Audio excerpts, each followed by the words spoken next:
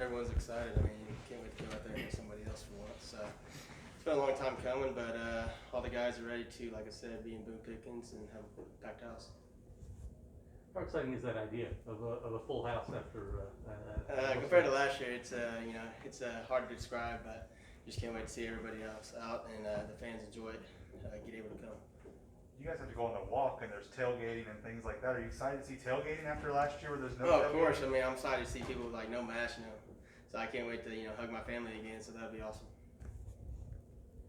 How big is a game like this for the starters to take care of business to potentially allow the second and third string guys some experience there in the second half?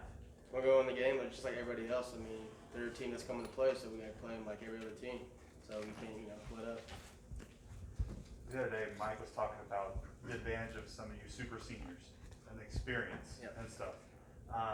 Have you noticed a difference in the way you guys are around the team?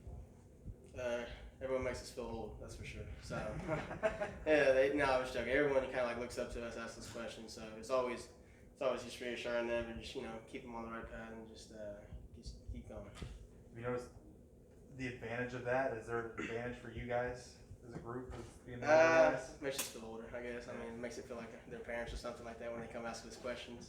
I was like, man, back in my day when I was little like that, I used to ask questions too. So it's kind of funny just looking back. Do you feel like you get it a little bit more on the field though than? Yeah, I would say so. I'd say I get guys that ask questions all the time, and especially in the linebacker room, they ask me questions about stuff like that. So I just, like I said, do my best to help them out. Devin, he's been behind a lot of good guys. He's had some injuries. Is it exciting for you to finally get to see him, kind of have his moment this season? Oh, of course. He's a playmaker. So Devin's he's been in the system for a while, so his time's ready, and he's always a playmaker. So every time you see him out there, you're expecting something special. Do you get more questions from younger players about on the field stuff or just off the field stuff about how to be a OSU football player? A little bit of both. I mean, it just depends what type of mood they're in. But like I said, I do my best to answer in every way. I know it's only just one more year, but are there ways in which you're seeing the game or reading things even better just with that extra year of experience?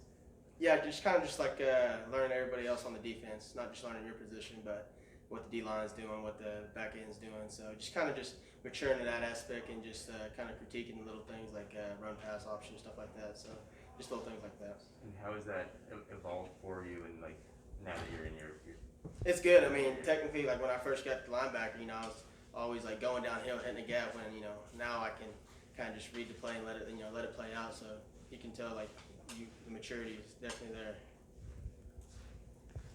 Malcolm, what are you liking about Mason Cobb this year? He's a playmaker, man. He works his butt off, and every time he's around the ball all the time. That's what you want for a young guy like him. Be around the ball, and he's gonna make some plays. How would you describe him off the field though, when it's just you guys hanging out? He's a joker, man. He's always wearing glasses or something like that. He thinks he's in Cali or something, but he lets the hair flow, so he's got some nice flow on his hair. Past 2 years, you and Eamon had obviously great chemistry there in the middle. How's the chemistry between you and Devin so far through fall camp and heading into this first week? It's always good. I mean, Devin and I, we've been here for a while, so man, it's not like me and Eamon were just hanging out. It's always me, Eamon, and Devin. Like we always hung out, went to go eat together. So it wasn't like Devin was left out. He was always with us, so we're always making memories, and we're getting to adjust. We're playing good together, right by the side of each other. I know back in the spring, the conversation was you need to become more of a vocal leader like Eamon was last year. Do you feel heading into this week that you've been able to kind of take that role under your belt? Yeah, I do.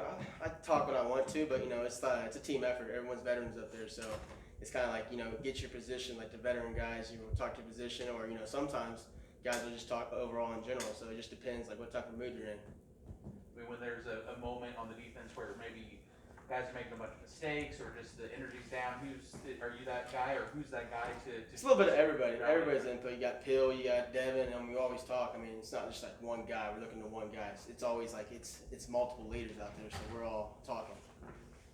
Big group of roster cuts today. Eamon made the 53 for the Chargers. How good is that to hear from you? It's awesome, man. He works his butt off, and I know how hard he works, so I'll have to give him a text here pretty soon.